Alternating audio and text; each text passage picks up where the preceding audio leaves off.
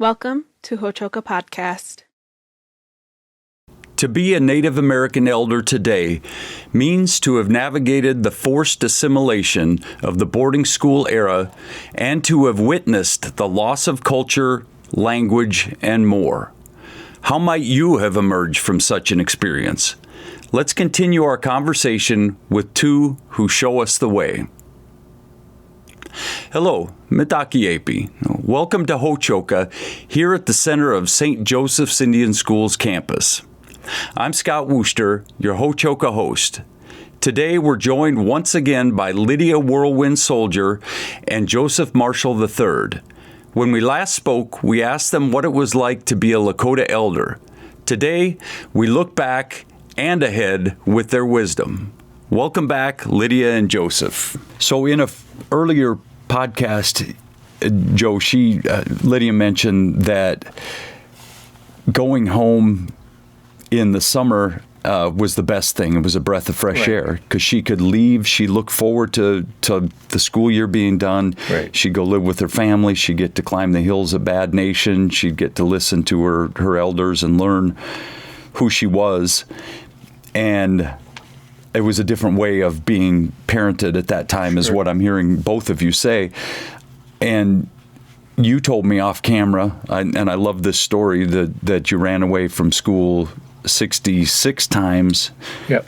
And that's a small soundbite from a much longer story, right? But Right. But it tells a lot. It's very telling. The number is a telling number. So the issue is that the kids are not dumb. I've worked with kids for 30 years, and they get it. And you guys both got it at an early age. You understood why you were being stubborn, why you didn't want to assimilate at that age. You didn't know what assimilation was, of course, but you knew that something didn't feel right. You had a gut sense. Something wasn't right. Yeah. Can you tell me a little more about what that felt like as a kid, or what? Well, what anytime that you're forced to do anything, there's, at least in me, there was a little element of resistance. Mm-hmm. I wasn't going to give in entirely. Mm-hmm. And I think I mentioned that the first day of school, my hair was cut off. Mm-hmm. Yep. And I was deloused. Yep. So it didn't start out well. Yeah, right. And it was a battle after that. Yep. And I knew generally it was someplace I didn't want to be. I wasn't a boarding student. I was a day student. My grandparents lived a mile down the road, so I rode the bus to Kyle Day School. Luckily for me, I was the boarding student. Mm-hmm. Nonetheless, the experiences while I was there they're not very good. Yeah. Yep. So I resisted at every turn. And knew it well. Yeah, I did everything to make it hard for them. Yeah. You knew when you walked in the door and they cut your hair that they had drawn a line in the sand, and exactly. you were going to cross it every chance you get. Every chance I got. Rightfully so, right. too. Yeah. And Lydia, can you speak to your experience? How did that feel as a kid? What was your gut sense being sent to school?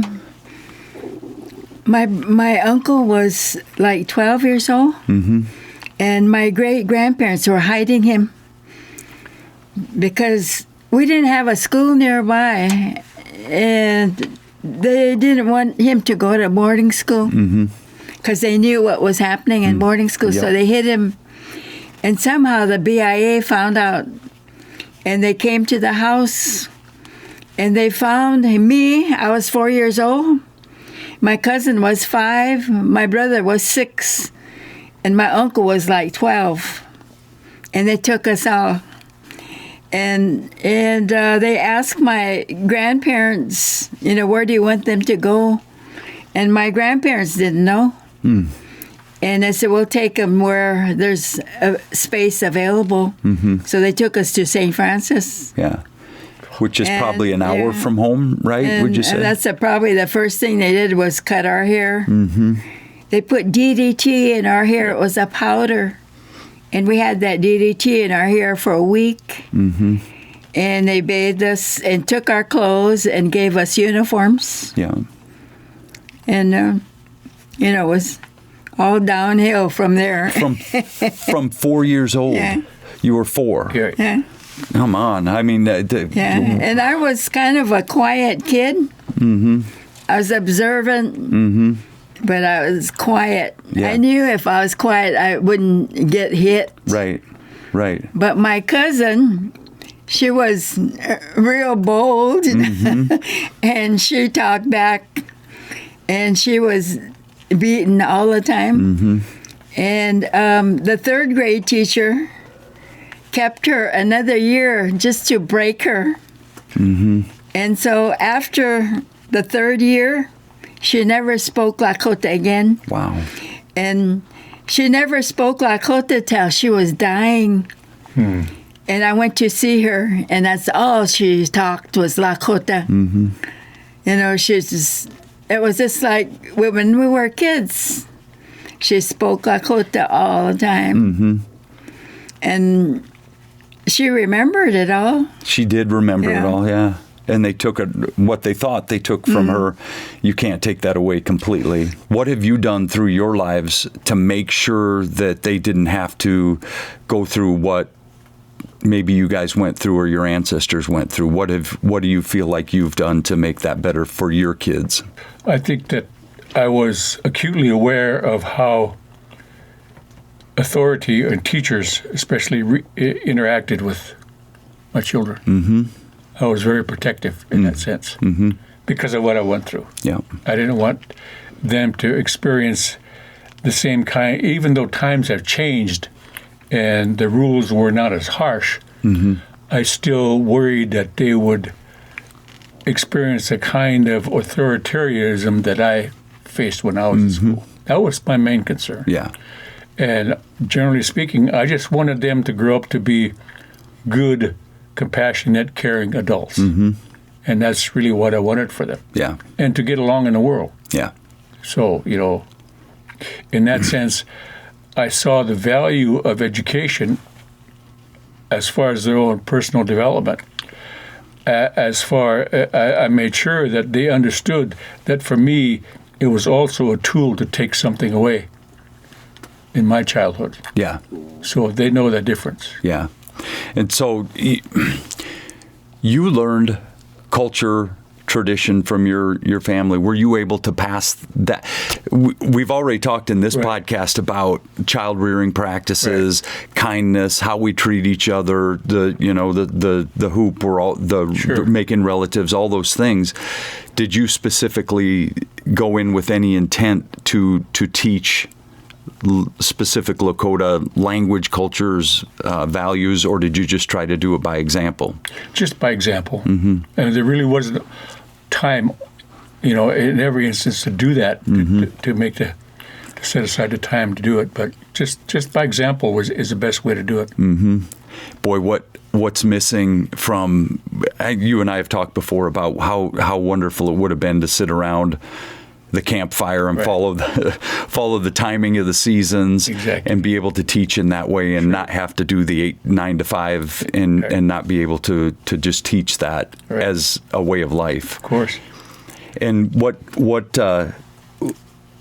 have you done with your children and grandchildren to help continue the culture, to continue the traditions? I hope. I hope I set a good example for them, Yeah. Example of being a good Lakota and yet surviving in a white society, succeeding. Right. Yeah. Like my grandfather said, was stand solid in your own traditions and your own culture, but be able to step outside of that circle and succeed. So that's the way I tried to teach my kids. And taken away at 4, you missed a lot of those things that could have happened during the school year. You weren't home for a lot of those celebrations, for the ceremonies, those kinds of things. Do you still have a sense of loss at this age as an elder? Do you have a sense of loss?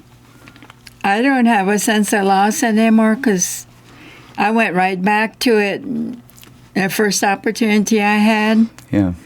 And when I was home, my grandfather sang to us. Sometimes the first thing I heard in the morning was him singing. So, it was just And they told us stories around the campfire, you know, as my grandfather said, you come from great warriors and chiefs and strong women. Don't ever forget that. Yeah. So that's the way, being, as somebody said, I'm stubborn. Being as stubborn as I am, I'm still Lakota. Yeah. And too stubborn to feel that loss. Right. Yeah. Which I love, and I see that in you too. Do you want to speak to that, Joseph? Well, it's, as she said, you reconnect with family, and they're their main purveyors of whatever it is that you become, whether it's language, and really how they live their lives. Because as I said, kids learn by doing, watching. So just being around grandparents, just being around those kind of people, you learn how to be a Lakota, just from the way they live. Yeah. So to me, it was always that reconnection going back. It didn't matter what else was going on anywhere else. I could be playing a football game one evening, and then the next day I'm back to being my grandparents' grandson and absorbing whatever it is they had to offer. So it was that back and forth. Walking that in really, sustained me as an individual. A family supports each other. It doesn't matter who you are. We all have a role in that family. And an infant may be dependent on us, but that dependency teaches us something, too. It works both ways. And that dynamic continues throughout the development and the growth of the family. Yeah. We all have different roles, and it changes as the family gets older, as the kids get older. Yeah. You know, all the lessons change. Yeah. Because they grow older. We, as parents and grandparents, also are growing. Yeah. And learning. So it goes both ways. Yeah. You're not the same person because of what the next generation is teaching you. That's such a big deal. Not. Yeah.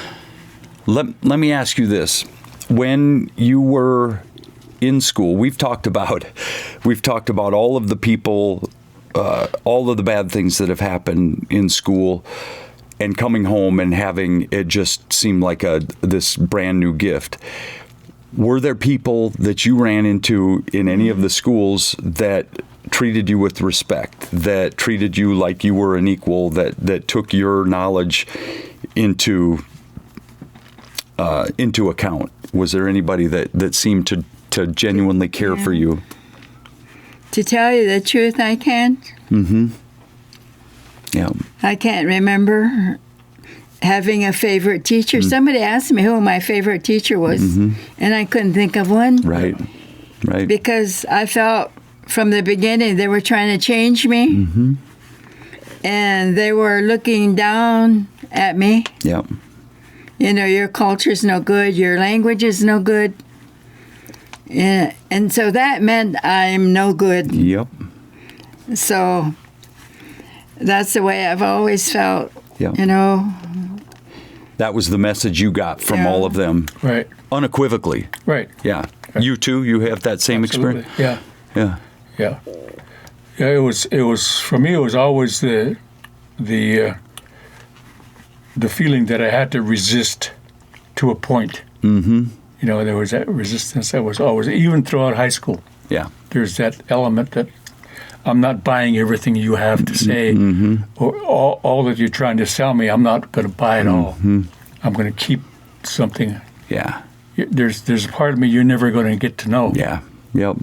So, to answer your question, no. Yeah, not one. And that's amazing. What a loss. Right. So it begs the question, I think, how do you go from being that 4-year-old kid in a hostile environment? How do you go from being that young boy having his hair cut and running away from school to being truly people who are proud, who are humble, who have raised families, who have become writers, who have become educators, who have done a lot of things that they wanted to do in their life? You didn't know it at that age. You didn't know it when you were young. But how did you become this? Whose shoulders did you stand on to get here? We've sort of talked about it, but specifically, I mean, who got you where you are? I'd have to say mainly family. Grandparents, especially my maternal grandparents, certainly my paternal grandparents as well. But the relatives that were in that sphere. I had an uncle, I had some aunts that were influential when I was in grade school and junior high, who were very strong women. Of course, my grandmothers are very strong, too. So it wasn't a teacher. Yeah. It wasn't anybody in the educational system at all. There were a couple of good teachers that I related to. Yeah. But that was about it. Yeah. But throughout, 12 years of school, maybe only 2 teachers Yeah. that really treated me as a good person. And they treated me in a way that they were still they were telling me, you have to succeed as part of the mainstream. Not succeed as a native person, but succeed as part of the mainstream. Yeah. So there's a difference. There's a huge difference, yeah. But it was the family that was encouraging me as an individual, who were giving me the tools that I needed by being examples and by having specific lessons to teach. Yeah. So, it comes down to the family. Yeah. They all had a role in it. Yeah. And that's the way it used to be in the old days. Yeah. In that system that we had. Yeah. I love, you've talked about your grandpa Right. a lot and learning stories and the ways from him and Right. bow making and lots of different things. But I love the fact that you gave a nod to a couple matriarchs, to the definitely. grandmas. That's Definitely. great to hear too, that you had that. Exactly. That's very positive. How about you? Who I think the biggest mistake that people make with children is they don't teach them to appreciate differences. They tell the kids, we're all the same. Yeah. It's okay if your skin is brown, we're still the same, I've heard that all my life. Yeah. Yeah. And from my grandparents, I heard, appreciate differences. Learn different things. Yeah. This is a beautiful world. And we can learn from it. Yeah. And the people are different. Appreciate those differences. Yeah. Yeah. You might be German or whatever, but I want to learn about you. I want to learn about people. Yeah. I want to learn about their feelings, their values. Yeah. And appreciate them. Yeah. For being them. Yeah. Not we're the same. Right. Because we're not. Yeah. We're not the same. Yeah. Yeah. And we need to celebrate our Yeah. differences. And that's what I try to teach my kids. Yeah. To be open, to be accepting, to learn. Yep. And to love and to respect. And I think that's such a big deal. We've covered so much, and I can't tell you how much it means to have you guys in here to share this information, to just have this conversation. You are elders. You're respected elders, at least by me, and I assume by our audience here too. I just want to thank you for joining us here at Hochoka, just being a part of this conversation. Anytime we can have you back, there's so much more to say because we could talk about a lot of this stuff forever. There's a lot of knowledge there. So thank you. Wopila. Thank you. And thank you to our audience for joining us here at Hochoka at the center of St. Joseph's Indian School campus, where we talk about issues that are central to Native American education today. Till next time, stay centered.